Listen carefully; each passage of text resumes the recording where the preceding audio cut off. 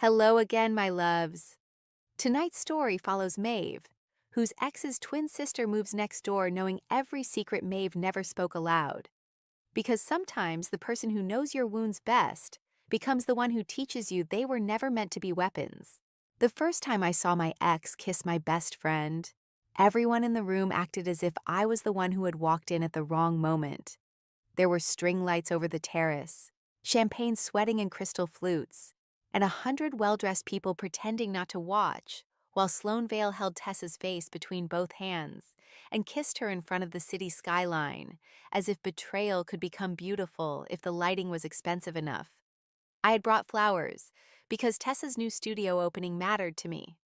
I had spent the afternoon arranging white ranunculus and pale blue hydrangeas in a vase too heavy for the subway, telling myself that even if my relationship with Sloane had gone quiet and cruel in the last few weeks, Tessa was still my person. She was still the friend who knew my coffee order, the friend who had once slept on my kitchen floor after my mother died, because I could not bear the silence of my own apartment, the friend who used to say, "Nobody gets to hurt you while I'm breathing." She was breathing just fine that night. She was laughing into my girlfriend's mouth. For one strange second, my mind did not understand what my eyes had already accepted. I stood near the bar with rain still drying on my coat, the bouquet cradled in my arms like an offering to a funeral. And I thought, Sloane has a twin. That was the first mercy my brain invented. It reached for Mara Vale, the older by 7-minute sister I'd only met twice, the one Sloane called icy, impossible, and useful in emergencies. It reached for any explanation that would keep my life intact for one more breath. But Mara Vale had sharper bones, quieter eyes, and the kind of stillness that made people lower their voices without knowing why. The woman kissing Tessa was Sloane. I knew the small silver scar at her chin from a childhood bike accident. I knew the hand she slid around Tessa's waist, because it had once rested on the back of my neck in crowded rooms, claiming me gently enough that I mistook possession for devotion. Tessa saw me first. Her smile fell, not from guilt, but from irritation, as if I had stepped into a scene before my cue. Sloane followed her gaze and looked at me with a tiny sigh. That sigh broke something in me more cleanly than the kiss. It said, "Don't make this inconvenient." It said, "Be the graceful woman I can use later to prove I was never cruel." Around us, conversation softened. Someone set down a glass. Someone whispered my name. I heard it travel through the room like a crack in porcelain. Maeve Ellery. Poor Maeve, sweet Maeve. Didn't she know? "Maeve," Sloane said, walking toward me with Tessa still close enough that their sleeves touched. She wore the black satin dress I had helped her choose, the one she said made her feel ruthless in the right way. "I wanted to tell you privately." Before or after the toast, my voice came out calm. I had always hated that about myself, the way shock made me sound civilized. Tessa folded her arms. She was beautiful in a cream suit, her mouth red from Sloane's lipstick. "This isn't how we wanted you to find out. How generous of you to want something for me at last." A few people inhaled as if honesty had bad manners. Sloane's expression tightened just enough for me to recognize the warning. I had seen that look in restaurants when a server got her order wrong, in my apartment when I asked why she kept her phone face down, in bed when I said I felt lonely, and she told me loneliness was not evidence. Sloane could make herself look wounded faster than most people could apologize. "We were already over," she said softly, pitching her voice so everyone near us could hear the ache. "I think you know that." I looked at Tessa. Did I know that too? Or was that only in the group chat you forgot to remove me from? Her cheeks colored.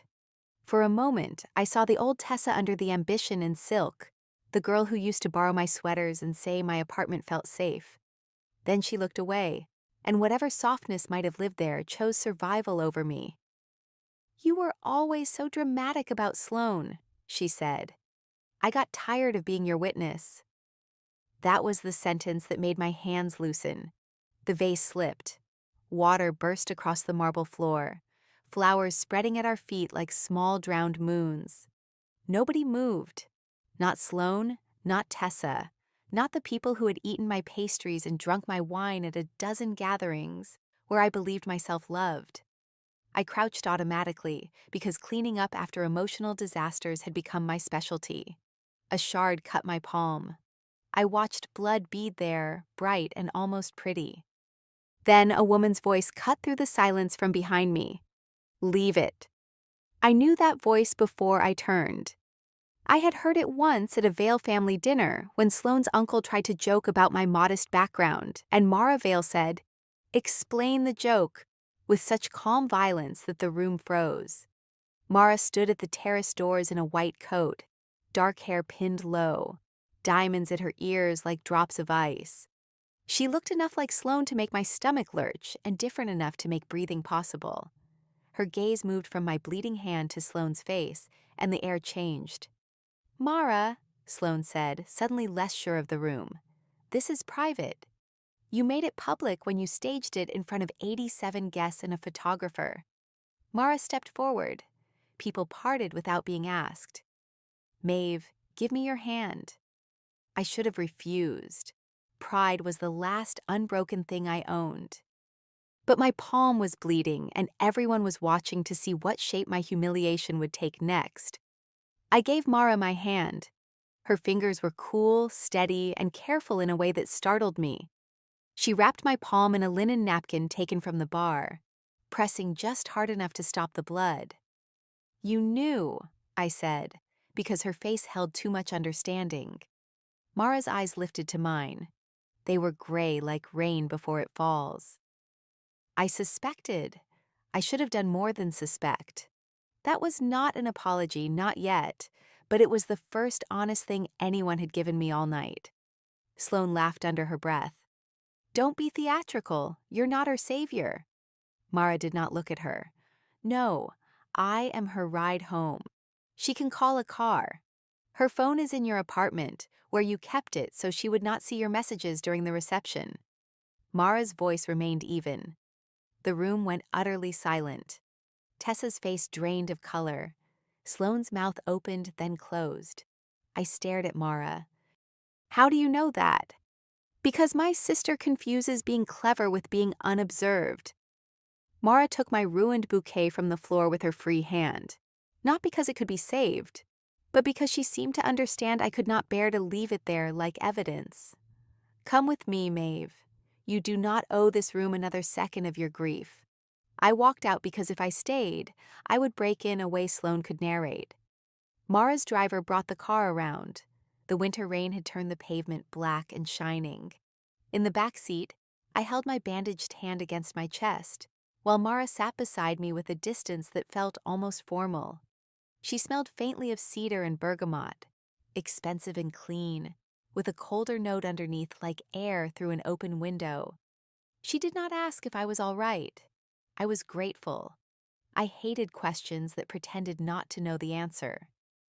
Halfway across the bridge, she said, "Your apartment is not safe tonight. Sloane has a key. Tessa has known the code since college. I have a guest room." I turned to the window. The city blurred into golden rain. "You always speak like people are security problems." "Most people are." "Am I?" She was quiet long enough that I looked at her. The streetlights passed over her face in pale intervals. "No," she said. "You are the person who kept apologizing for taking up space in rooms my sister filled with smoke." A cold feeling moved through me. "I never told you that." "No." Her hands rested on her knees, perfectly still. "You did not." That was the first secret she knew that I had never given her, and it frightened me more than the betrayal had. Betrayal was ugly, but familiar. Being seen by the wrong person was something else entirely. I did not stay in Mara Vale's guest room that night. I made her driver drop me at my building because I still had stubbornness where judgment should have been. I changed the code, chained the door, found my phone in the ceramic bowl by the entry where Sloane had apparently placed it before leaving with Tessa, and sat on the kitchen floor until dawn. The flowers from the broken vase were gone, but one blue hydrangea head had tangled in my coat lining. I set it in a mug of water and watched it collapse petal by petal. By morning, social media had decided I was tragic. Sloane was brave for choosing honesty, and Tessa was radiant in love. Someone had posted a photo of the three of us just before the kiss. Me holding the bouquet, Sloane smiling over my shoulder at Tessa. The caption read, "Sometimes the truth chooses its own moment." I threw up in the sink. In the weeks that followed, my life shrank to practical tasks. I blocked numbers. I returned Sloane's sweaters in a paper bag through a courier. I stopped going to the little wine bar where Tessa and I used to split fries and complain about rich women with impossible cheekbones. I worked because rent required dignity, even when dignity had no appetite. I was an interiors illustrator, the kind of woman hired to make future rooms look lived in before anyone had chosen a couch. I drew sunlight on floors that did not exist yet, plants on balconies no one had paid for, books beside beds where nobody had slept. The work suited me because I liked imagining warmth into empty spaces. After the party, every room I drew looked too clean. 3 months later, Mara Vale moved next door. I learned this while carrying 2 grocery bags, 1 bag of cat litter, and the kind of pride that refuses help until a paper handle snaps. Canned tomatoes rolled across the hallway. My oranges escaped in multiple directions. The cat litter burst open at the corner like a small gray storm. I stood there staring at the mess because my life had become a series of objects falling in public. Then the door beside mine opened, and Sloane's face appeared. No, not Sloane.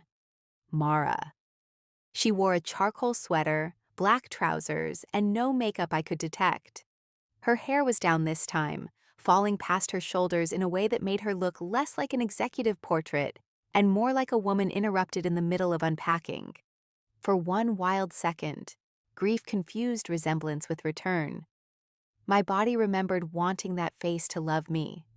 Then Mara's eyes met mine, and the illusion died. Sloane's gaze always asked what use you could be. Mara's seemed to ask what had hurt you and who had been foolish enough to let it. "Maeve," she said. "Absolutely not." One of her eyebrows moved. "That is an unusual greeting." "It is the greeting I use when my ex's twin sister emerges from the apartment next door like a tax audit with cheekbones." The corner of her mouth shifted, not quite a smile. "I bought the unit 6 months ago. Renovations finished yesterday." "Did the renovations include listening devices?" "No, those are expensive to maintain." I stared at her. Was that a joke? An attempt. She crouched and began collecting oranges before I gave permission. "It needs work." "So does your timing." "Yes." She set 3 oranges carefully in the surviving grocery bag. "I can ask the building manager to move me to another unit if my presence makes you uncomfortable." That disarmed me more effectively than denial would have. Sloane would have called me sensitive. Tessa would have made herself the injured party. Mara offered exit like a woman who understood boundaries were not decorative. "It's your apartment," I said stiffly. "You can live where you want." "That is not what I asked." I hated her a little for noticing the difference. "I'm not answering while my hallway looks like a collapsed pantry." She nodded and continued helping. We worked in silence, returning cans, oranges, and 1 escaped onion to their bags. When I reached for the torn cat litter, she touched my wrist lightly. The contact was brief, but I felt it in the center of my chest like a struck match. "Leave that," she said. "It will cut your hand." I looked down. The edge of the bag had split around a strip of plastic sharp enough to reopen the scar from the vase. My palm had healed into a thin pale line. Mara's gaze rested on it for half a second, then moved away. "You remember everything, don't you?" I said. "Not everything." "Enough." She stood, the broken bag in her hands. "Enough to know jasmine rice makes you nauseous after stress, even though Sloane kept ordering it because she preferred the smell. Enough to know you draw left-handed when you are tired because your right wrist aches from the fall you told everyone was nothing. Enough to know you stopped singing in the shower after your mother died." The hallway became very quiet. My keys dug into my palm. "How do you know that?" Mara looked at the floor between us. It was the first time I had seen her look ashamed. Because my sister talks when she wants to own a room. Sometimes she used your tenderness as material. I listened too long before I learned that silence can make you complicit. I should have slammed my door. Maybe a stronger woman would have. Instead, I felt the old humiliation rise again. Not sharp this time, but heavy, like wet wool. My private grief had not even been private. It had been entertainment at veiled dinners, something Sloane could hold up between anecdotes about venture capital and designer dogs. Did she tell you the good parts too? I asked. Or only the useful humiliations? Mara's face tightened. She told us you were too loyal for your own good. She said it like an insult. My throat hurt. It usually becomes one. Not with the right people. The sentence landed between us. Too intimate for a hallway filled with cat litter. I took my groceries, thanked her with a stiffness that belonged in a legal deposition, and went inside. Through the wall, I heard her sweeping up the spill without being asked. I told myself Mara Vale was a bad idea with excellent posture. I told myself she was Sloane's reflection in a darker mirror. A woman shaped by the same money, same blood, same family talent for making ordinary people feel observed. I told myself the heat that moved through me when I heard her door close at night was only trauma mistaking familiarity for desire. I told myself many wise things. Then the building's boiler failed during the coldest rain of April. And Mara knocked on my door at 11 with a portable heater, 2 mugs of ginger tea, and the expression of a woman delivering evidence.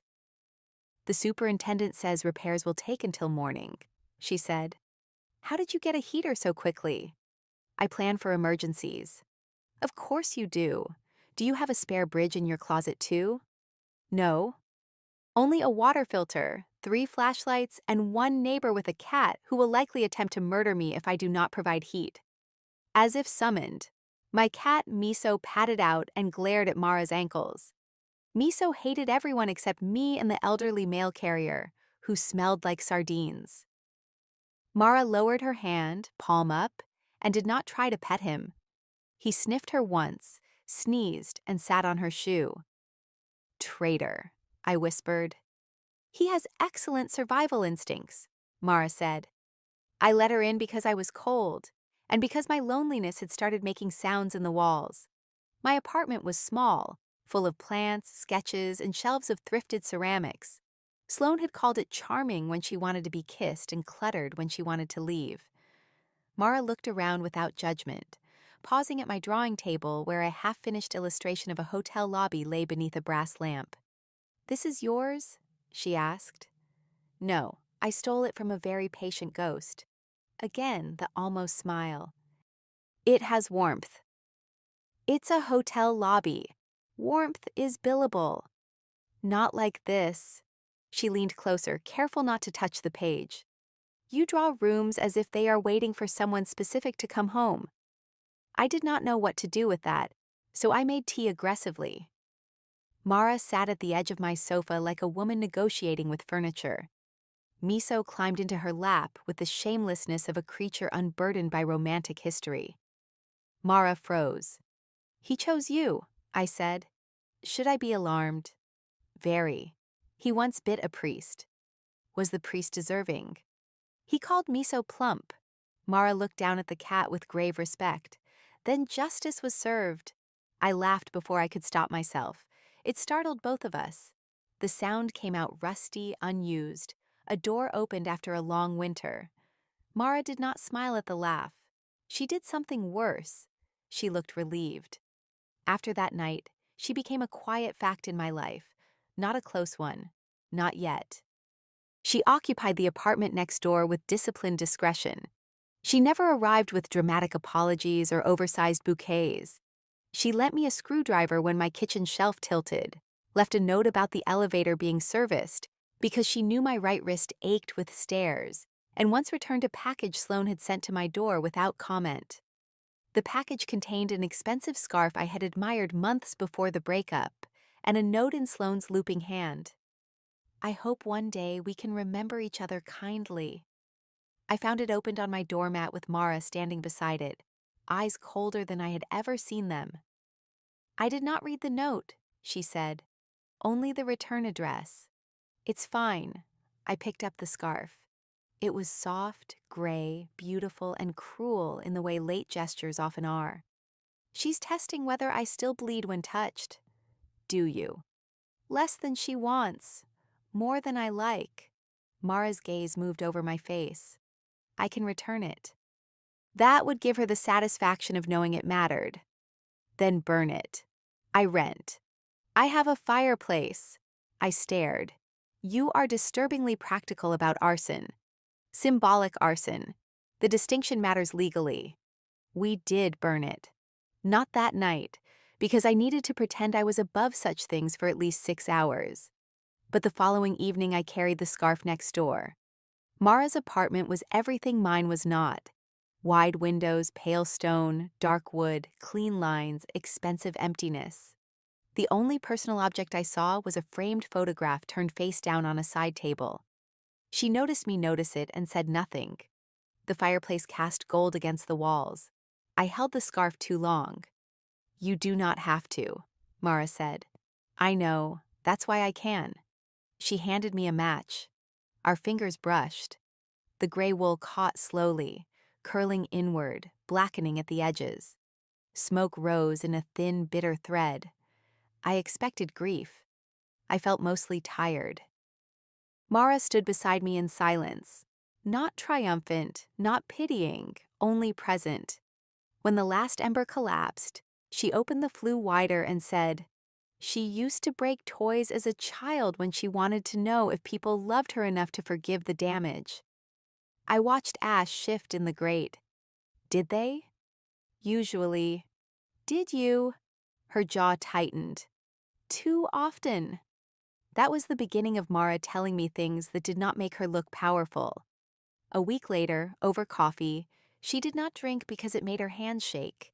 She told me she had been sent to boarding school at 12 because Sloane cried when Mara did better on exams. In June, while fixing my balcony light, she admitted she hated the family company, but ran its charitable foundation because it was the only veil money that did not make her feel unclean. In July, during a thunderstorm that knocked the power out for 3 blocks, she sat with me on the floor between our open apartment doors, a candle between us, and told me she had heard my name for 2 years before she met me. "Sloane talked about you constantly," she said, watching rain stripe the hallway windows. "At first I thought she loved you. Later I realized she liked the way you made her seem capable of love." I leaned against my doorframe, knees drawn up. That's a very precise cruelty. My family specializes in it. And you? Her eyes flicked to mine. Candlelight made them softer, almost blue. I specialize in cleaning the room afterward. The first time she saw me work in front of other people, it was not glamorous.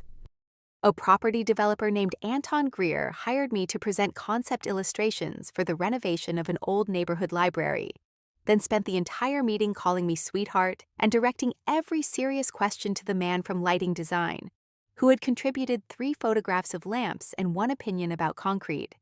I sat at the long table with my drawings arranged like evidence, feeling that familiar old humiliation gather under my ribs. Before Sloane, I might have corrected him immediately. During Sloane, I had learned to wait for permission from rooms that were never planning to grant it. After Sloane, I was still relearning the shape of my own voice. Mara had come only because the Veil Foundation was considering funding the children's reading room. She sat at the far end of the table in a navy suit, silent enough that everyone forgot silence could be dangerous. When Anton interrupted me for the 4th time, she set her pen down. The sound was small. The room obeyed it anyway. "Mr. Greer," she said, "do you know why Miss Ellery placed the windows lower in the west room?" He blinked. "Aesthetic preference, I assume." "No. It allows children in wheelchairs to see the garden without being lifted." "Do you know why she changed the entry flooring?" "I don't think we need to." "It reduces glare for elderly visitors with low vision." "Do you know why the reading alcoves are curved instead of squared?" His face had gone red. "Ms. Vale."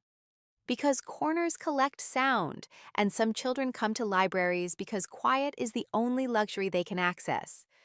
You have interrupted the only person in this room who has treated this project as a place people will actually inhabit. Let her finish. No one spoke. My hands were steady on the table, but only because I had pressed my fingertips hard enough into the paper to leave half moons. Mara did not look at me after defending me. That mattered too. She did not ask for gratitude with her eyes. She simply returned to her notes, as if respect were not a favor, but a correction long overdue. After the meeting, I found her outside the building under an awning, rain ticking against the metal above us. "You didn't have to do that," I said. "I know. I can defend myself." "I know that too." "Then why?" She looked at the traffic sliding past in silver sheets. "Because there is a difference between taking your voice and making room for it. If I cross the line, tell me. I will not do it again." I wanted to stay irritated. Irritation was tidy. Instead, I remembered Anton's mouth closing, the room turning toward my drawings, and the strange relief of not having to fight for the first inch of air. "You didn't cross it," I said. "You stood near it with a weaponized fountain pen. It was a rollerball. Terrifying." The rain blurred her reflection in the glass behind us. For 1 second, we looked like two women standing in the same frame by accident, close enough that my shoulder almost touched her arm. She glanced down at the narrow space between us, then away. I wondered if she was always that careful, or if I had made her so. That evening, I found a small package outside my door. Inside was a new set of archival pencils, the kind I refused to buy because good tools made me feel extravagant. There was no note. I knocked on Mara's door with the box in my hand. "Anonymous civic benefactor?" I asked when she opened. "No," she said. "Neighbor with excellent taste in graphite. You cannot buy forgiveness in pencil form." I was hoping to buy professional efficiency. Forgiveness is too expensive. I leaned against the doorframe, smiling despite myself. "You are getting better at jokes. I have a strict tutor." "Your tutor sounds underpaid." "She is impossible to invoice." The playfulness lasted only a breath, but it was enough to show me another room inside her, one not furnished by guilt. I carried the pencils back to my desk and used them the next morning. I told myself I used them because they were good. That was true. It was not the whole truth. The truth was, I had wanted to hate her more successfully. It would have been clean. It would have honored the part of me still bleeding in that room with the broken flowers. Instead, I found myself listening for her keys, saving half my soup because I knew she forgot dinner when board meetings ran late, learning that she rubbed the inside of her wrist when she was angry and became impossibly polite when she was hurt. She learned me too, but differently from the way Sloane had. Sloane collected weaknesses. Mara noticed needs and treated them like invitations she had to earn. If I said I did not want advice, she gave none. If I said I could carry something, she let me. If I said I was fine, she looked skeptical but did not press until I added, "I mean it," or "I don't." That distinction became our language. The problem with being known gently is that you cannot dismiss it as easily as being known cruelly. By August, I had started leaving my door ajar when I worked late. By September, Mara had started leaving hers open too. The hallway between us became a neutral country, where miso sprawled like a border guard and our voices traveled after midnight. We talked about everything except the thing growing under the talking. I told her about my mother, who had sold flowers from a corner shop and taught me that rooms deserved beauty even when no one important was coming. Mara told me about the Vale House, all glass and white stone, where crying was treated as noise pollution. I told her that I had wanted to be an architect until grief made 5-year plans feel arrogant. She told me she had wanted to play cello and still owned one, though she had not touched it in 10 years. "Why not?" I asked. She stood in her doorway wearing a white shirt with the sleeves rolled, her hair loose from its clip. I was barefoot in mine, paint on my thumb. The hallway light had gone dim because the building was old and moody. Between us, Miso slept belly up, trusting the world with reckless abandon. Because my father said art was acceptable for women who needed husbands and unsuitable for women expected to inherit responsibility, Mara said, "Your father sounds like a man who deserves bad coffee." He deserves much worse, but bad coffee is a start. Do you miss it? The cello? She looked past me into my apartment, where my sketches covered the table like small open windows. Yes, but sometimes missing something for too long makes returning feel like trespassing. I understood that too well. I had missed being loved before Sloane left. I had missed myself before I knew there was a self missing. Maybe you should trespass. Mara's eyes returned to mine. Something moved between us then, quiet and charged. She took one step into the hallway. I did not move away. Her gaze dropped to my mouth, then lifted with visible restraint. "Maeve," she said, as if my name was a warning. My breath caught. "What?" "I am trying to be careful." "With me?" "With both of us." I almost laughed because careful had begun to feel like another form of hunger. Then her phone rang inside her apartment. She closed her eyes for half a second, all restraint restored. "It's Sloane," she said. The hallway chilled. I stepped back, not because she had done anything wrong, but because that name still knew where my old wounds lived. Mara answered on speaker by accident, or perhaps because she did not want secrets breeding in the dark. Sloane's voice filled the space between our doors. "Are you with her right now?" Mara's expression did not change. "Good evening to you too." "Don't do that. Don't make me sound irrational. Tessa saw Maeve leaving your apartment last week." My stomach twisted. Of course Tessa had seen. Of course the city still had eyes willing to report on my attempts at breathing. "Tessa should find a hobby that does not involve monitoring women she betrayed," Mara said. Sloane laughed, but it came out brittle. "You moved next door to my ex, Mara. You don't get to pretend this is normal. Is this punishment? Is that what she is now? A little revenge project?" I flinched before I could stop myself. Mara saw. Her voice lowered. "Say her name with respect or do not say it at all." There was a pause. Then Sloane said, softer, meaner, "Careful. Maeve likes being defended. It makes her confuse gratitude with love." I had thought I was healing. I had thought the scar had closed. But Sloane still knew which words to slide under the door like smoke. My face burned. Mara looked at me, not with pity, but with a kind of controlled fury that made the hallway seem suddenly too narrow. "That is enough," she said. "You don't know her," Sloane snapped. "You know whatever sad little version she performs after being hurt. I had the real one." For the first time since I had known her, Mara smiled. It was not pleasant. "No, Sloane. You had access. You mistook it for possession." She ended the call. Silence fell so hard I heard rain dripping from the fire escape outside. I crossed my arms. "She's not wrong about one thing." Mara turned to me. "Which thing?" "Gratitude is confusing. So is resemblance. So is your habit of appearing whenever my life catches fire." Her face softened, and somehow that was worse. "I know." "Do you?" "Because I don't. I don't know whether I want you because you're you, or because you look like the woman who made me feel impossible to choose. I don't know whether you know me or only know the pieces Sloane stole and handed around. I don't know whether every kind thing you do is apology wearing better clothes." She took that without defense. Mara was infuriating that way. She let truth land before touching it. "Then we slow down," she said. "We weren't doing anything."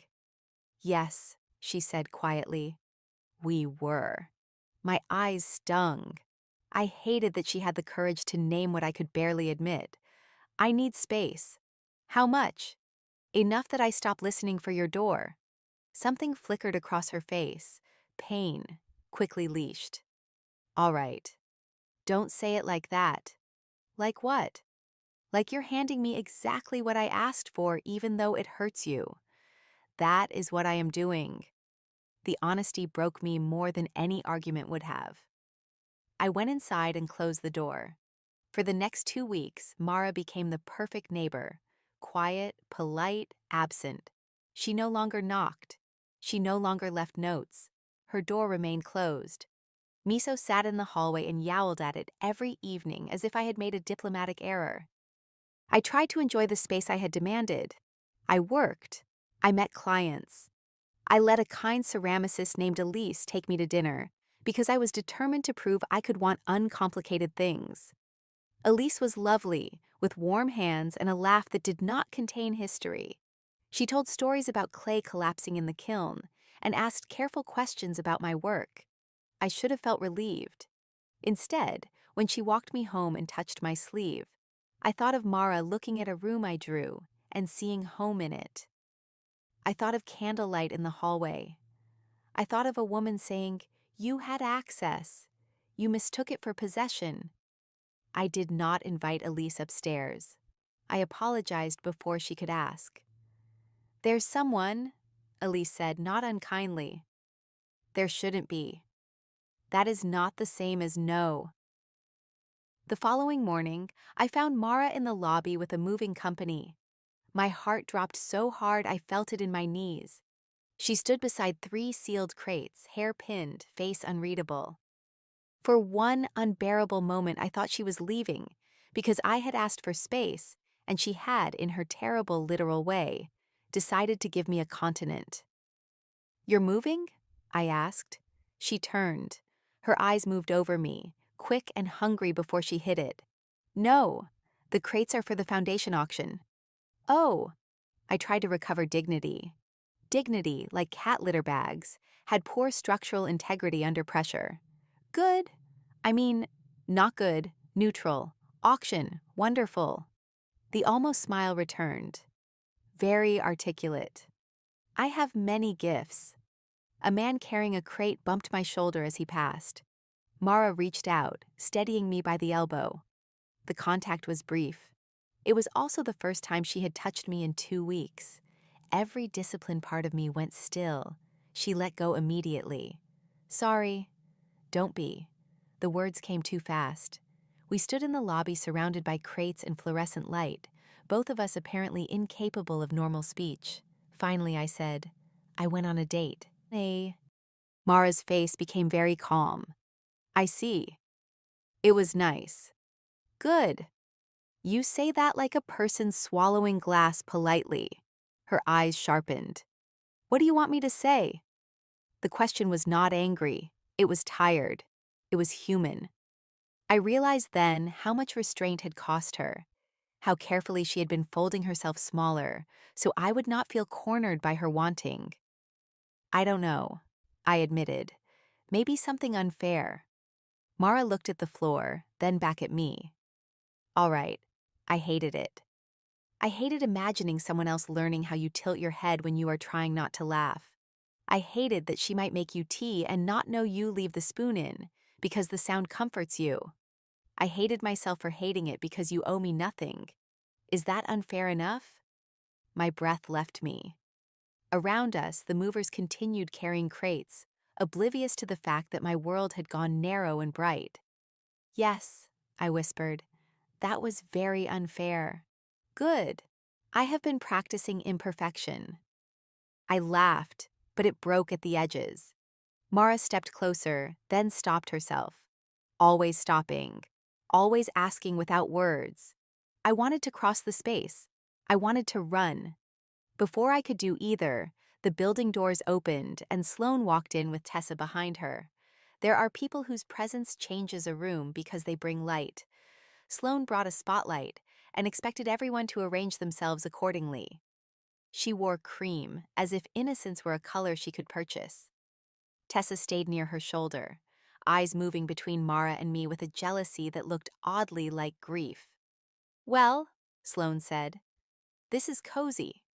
Mara's expression closed. "Leave. It's a public lobby. It is a private building. You are not a resident or a guest. Leave." Sloane looked at me. Maeve, can we talk? Without my sister performing armed security? A month earlier, my pulse would have jumped at the softness in her voice. Now it only made me tired. No. Tessa flinched, as if the word had hit her too.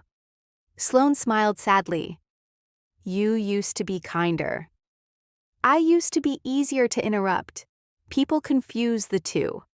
Mara's gaze flicked to me, and something like pride softened her mouth. Sloane saw it. Her face changed. For the first time, she looked not offended but afraid. You really are doing this, she said to Mara. With her. Maeve is standing right here, Mara said. Try speaking as if she is real. Tessa's eyes filled suddenly. Maeve, I know you hate me. I don't, I said. It surprised all of us, including me. Hating you would require carrying you. I put you down. She covered her mouth. Sloane made an impatient sound. Oh, please. This little rebirth speech is embarrassing. You think Mara is different?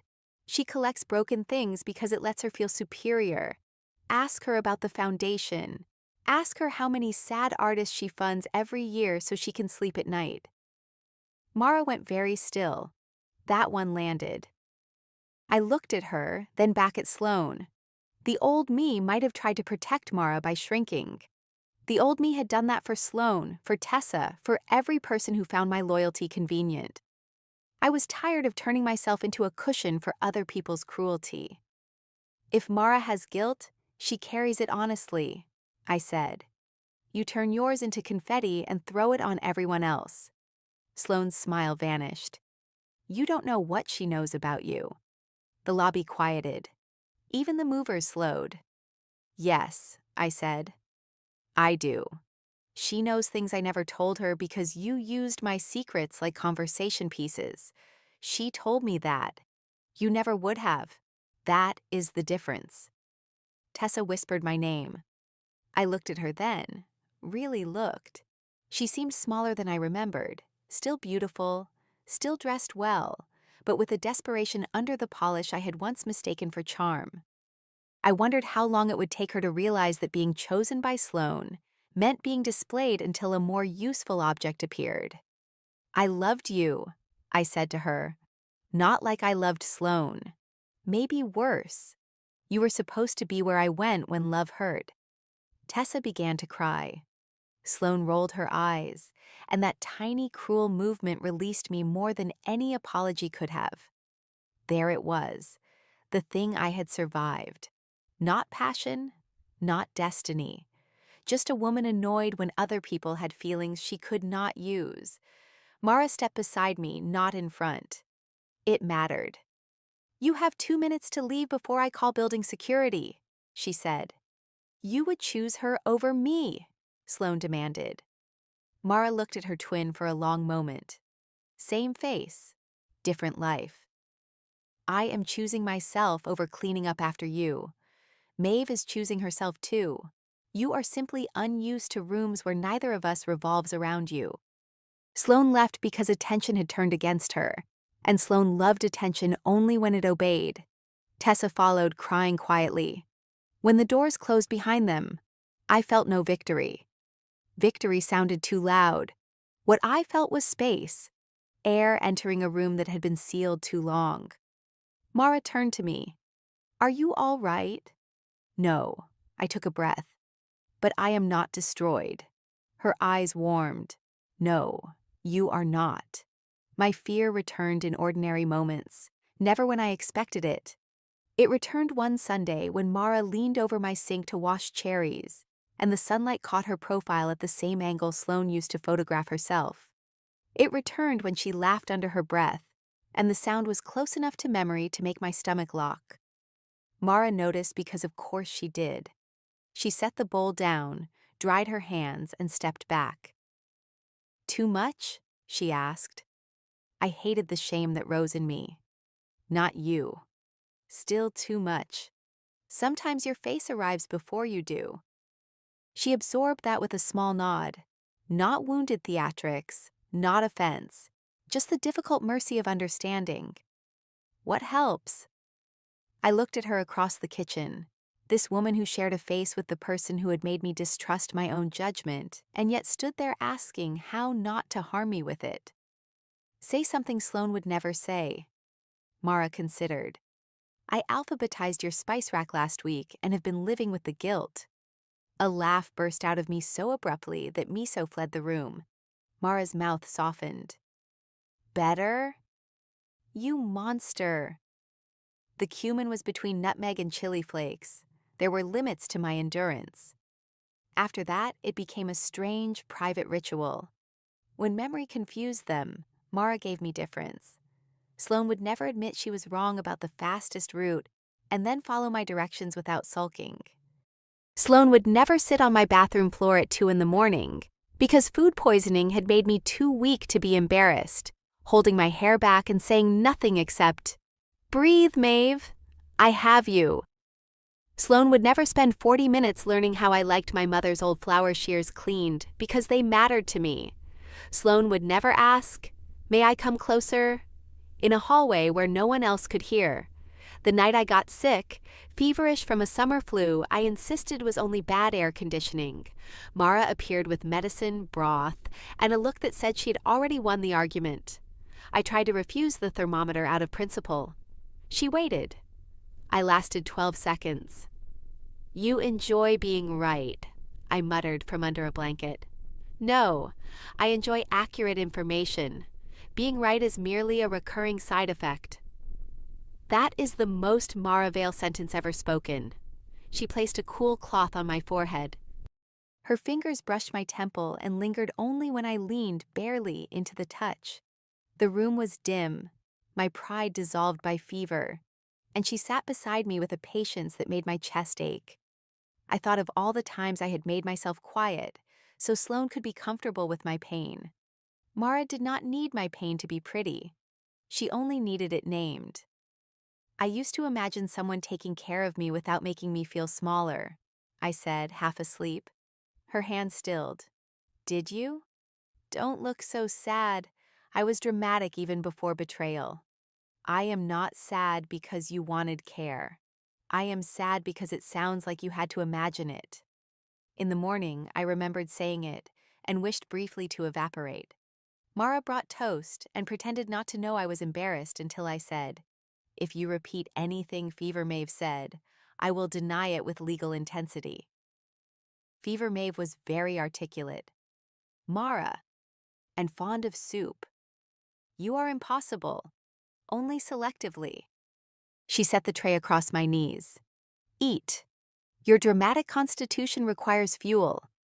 I ate because the toast was exactly the shade of brown I liked. Another secret, but this one she had learned by watching the bread, not by taking inventory of my wounds. The foundation auction was 3 nights later, and I almost did not go.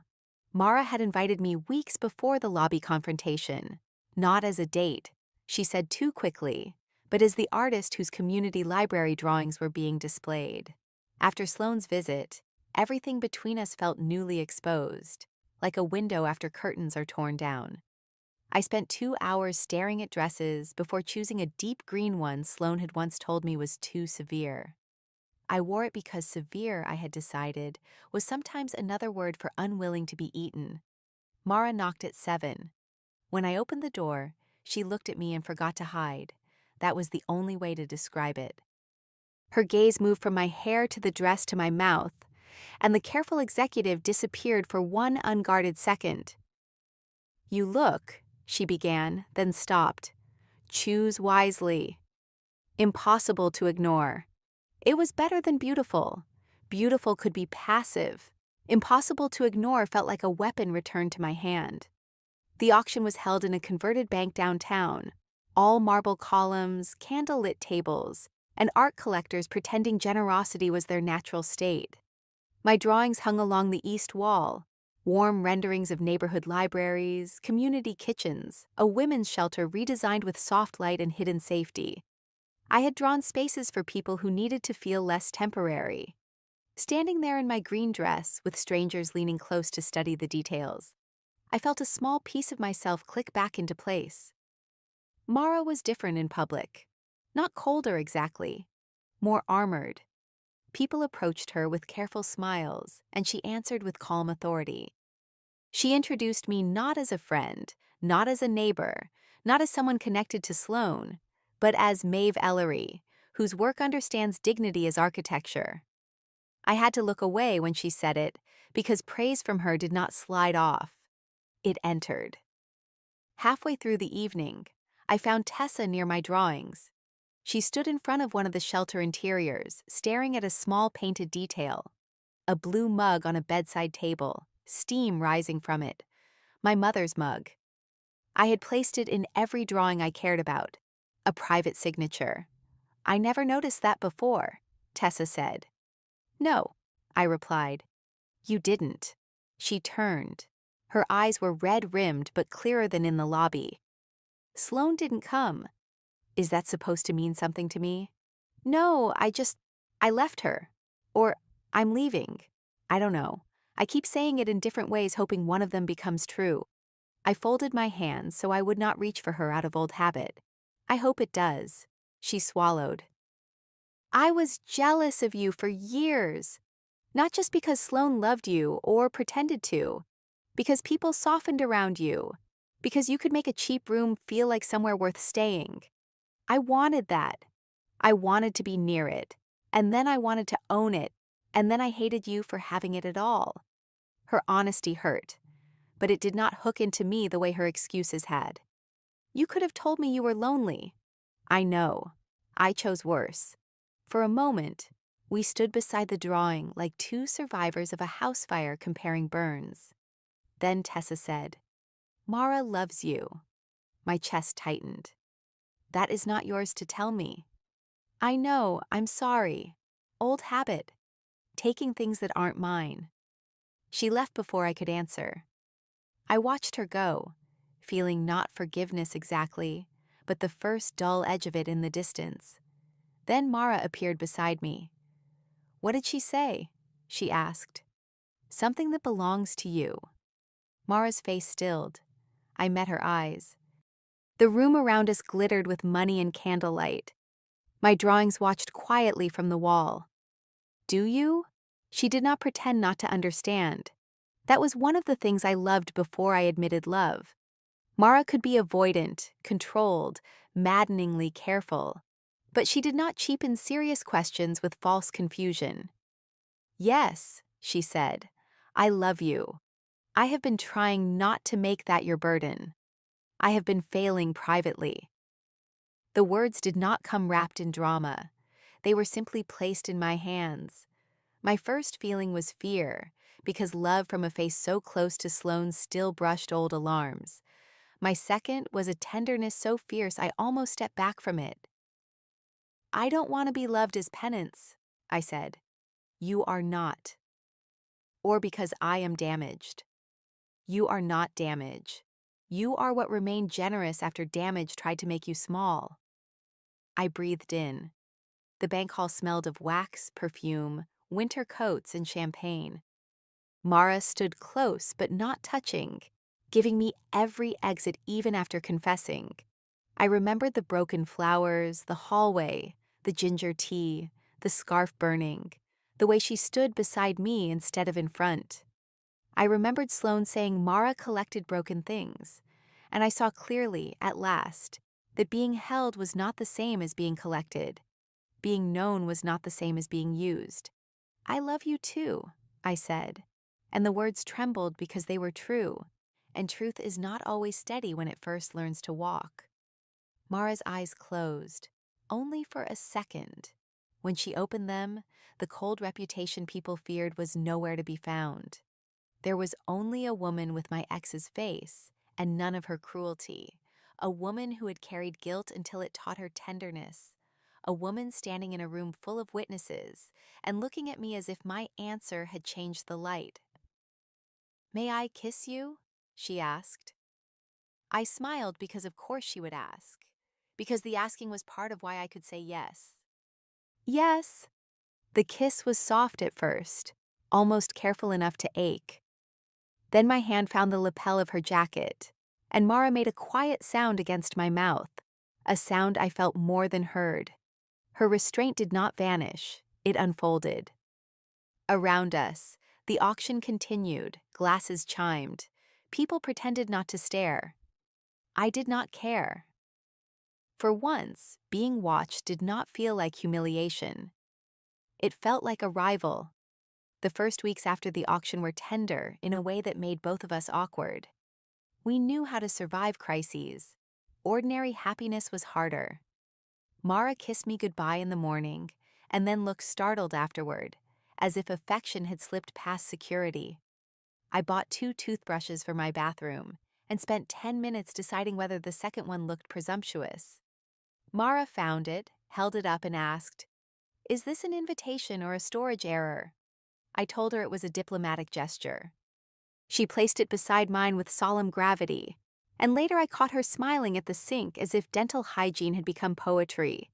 We also fought. I want to say that because people love to polish the beginnings of love until no fingerprints remain. Mara still tried to solve problems before I had finished feeling them.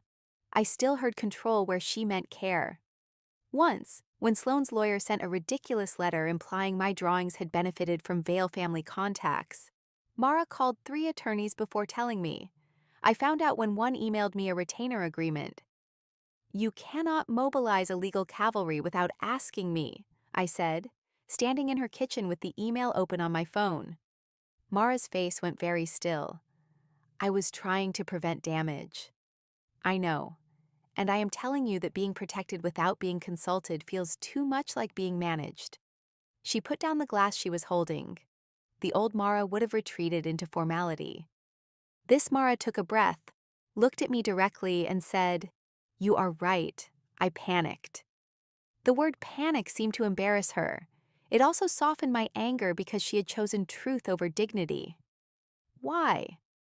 Because the letter was designed to frighten you. And I know the man who wrote it. He does not stop unless stopped. I imagined you opening it alone. Her voice lowered. I imagined you thinking, even briefly, that their version of you might become public record. My anger thinned into something heavier. You still have to ask. I know. Even when you're scared. Especially then, she said. And I loved her so much in that moment it hurt.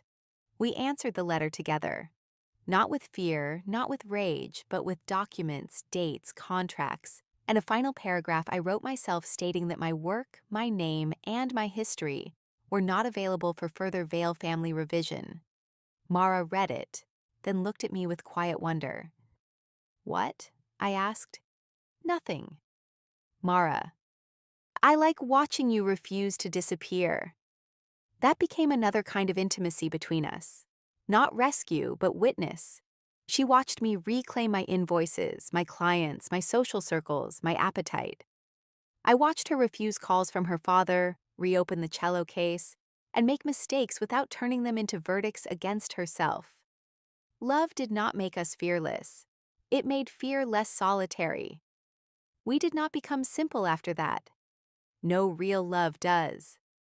The resemblance took time. Some mornings Mara would turn too quickly in my kitchen, and my body would remember Sloane before my heart corrected it. Mara never punished me for that. She learned to announce herself from doorways, to touch my wrist before my waist, to let me name ghosts without treating them like rivals. I learned that loving Mara did not erase what Sloane had done, but it changed the room where the memory lived. It no longer got the largest chair. Tessa left Sloane and moved to another city. She sent one letter 6 months later, not asking forgiveness, only telling the truth without decoration. I read it once, cried, and put it in a drawer.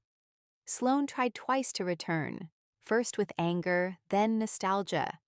The second time, she stood in the lobby holding white ranunculus, the same flowers from the night everything broke, and said she missed who we had been. I looked at the flowers and felt with quiet amazement, nothing sharp. "You miss who I was for you," I said. "I don't live there anymore." Mara waited by the elevator, not interfering.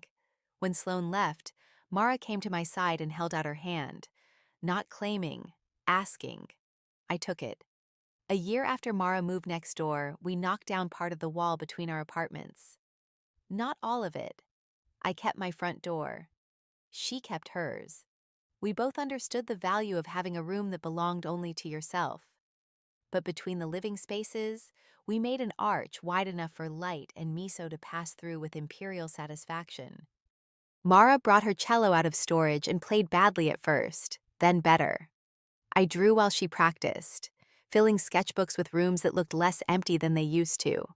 Sometimes, when she thought I was not watching, she would stop mid-note and look across the room at me with the same astonishment she had shown at the auction, as if love still surprised her by remaining. On the first cold night of the following winter, we lit her fireplace and sat on the floor with soup, bread, and miso between us, pretending not to beg. Snow fell beyond the windows, softening the city until every hard edge looked briefly forgiven. Mara wore my old sweater. I wore her socks.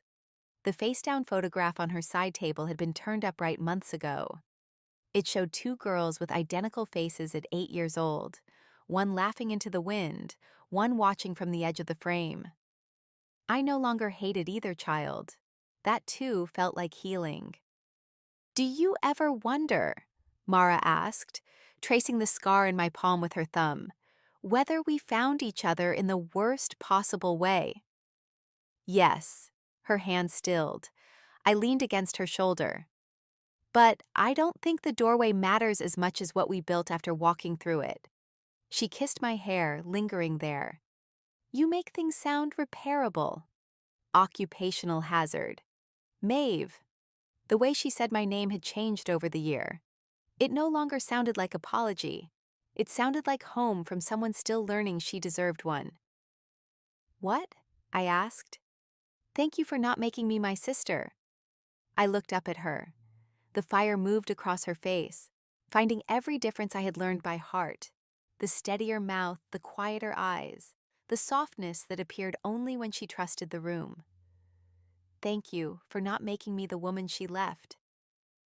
Mara bent and kissed me then, slow and warm, with snow gathering at the window and the wall between our apartments opened into light. Once I had thought secrets were safest when swallowed.